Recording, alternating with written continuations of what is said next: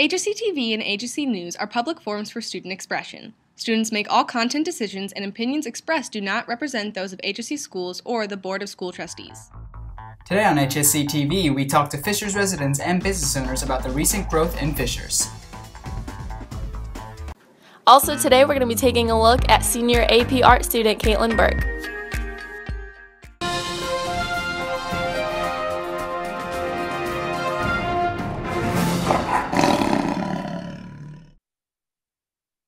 Good morning, HSC. I'm John Matthew Dykes. And I am Bryce Reef, and here's your news for Friday, March 6th, 2015. Today's broadcast is sponsored by International Experience. Interested in hosting a foreign exchange student? Visit ie-usa.org for more information. Here are the top 3 things that you need to know for today. North Korean state media called the stabbing of the American ambassador to South Korea punishment as the U.S. Embassy in Seoul beefed up security following the attack on Mark Lippert. Lippert underwent a 3-hour surgery after suffering wounds to his face and arm. A 4-inch long gash down the right side of his face required 80 stitches. A hospital official told reporters that some paralysis of his face and left arm senses are expected. South Korean police said that the suspect shouted that the rival Koreas should be unified as he lunged at the ambassador. Police are considering whether to charge 55-year-old Kim Ki-jong with attempted homicide. A police official involved in the case said the attack was a protest against joint military exercises by South Korean and U.S. troops, which Kim said interfered with reconciliation between North and South Korea, police said. Hillary Clinton said late Wednesday that she had asked the State Department to make thousands of her emails available to the public. Her first public response to a furor that followed the revelation that she used a private email account for her correspondence while Secretary of State. In a tweet that Hillary sent out, she stated, "I want the public to see my email. I asked State to release them, and they said they will review them, for release as soon as possible."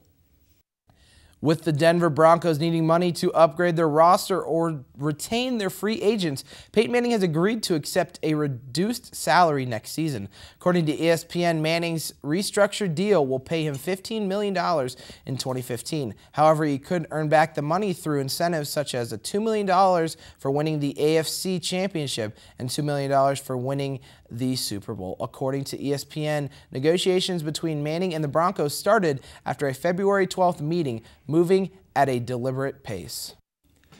The city of Fishers is rapidly expanding with the addition of the Fishers Town Plaza. Kyle Lambert and Sammy Lottie take a look on how small businesses are affected. In recent years, the town of Fishers has experienced significant growth, with dozens of new businesses opening downtown.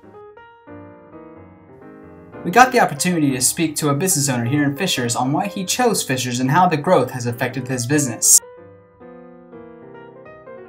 It's a good business here. Population is big. I think it's a good side of town to do business over here, north side.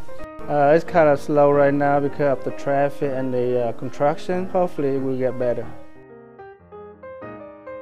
We also talked to a student here at HSC to see what new business they're excited about. I'm looking forward to Brick's Pizza. It sounds like it'd be a fun place to eat. We look forward to seeing what else will come to Fishers in the near future. For HSC TV, this has been Kyle Lambert and Sammy Lottie.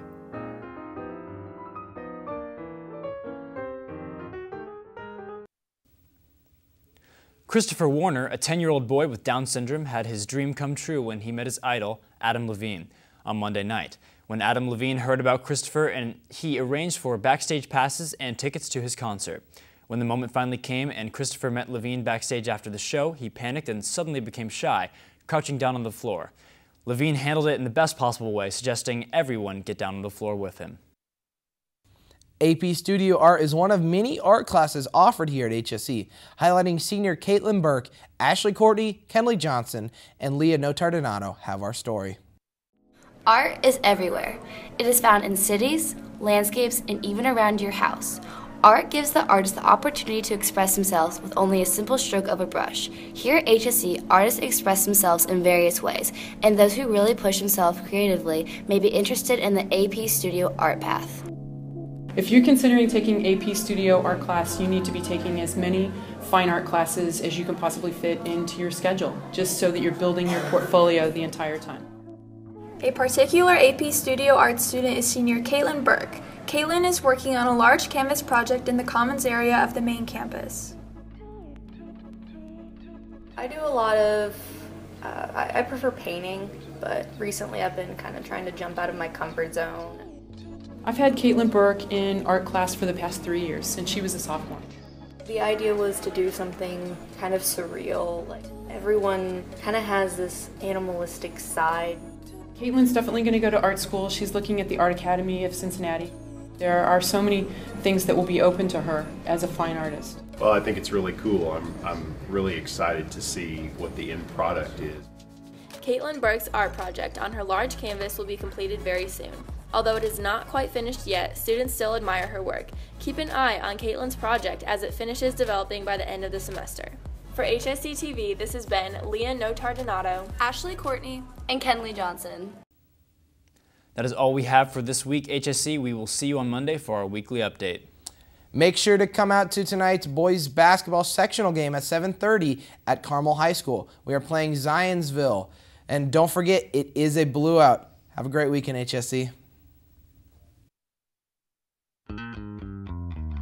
Don't forget to follow HSC TV on social media for more news and school updates.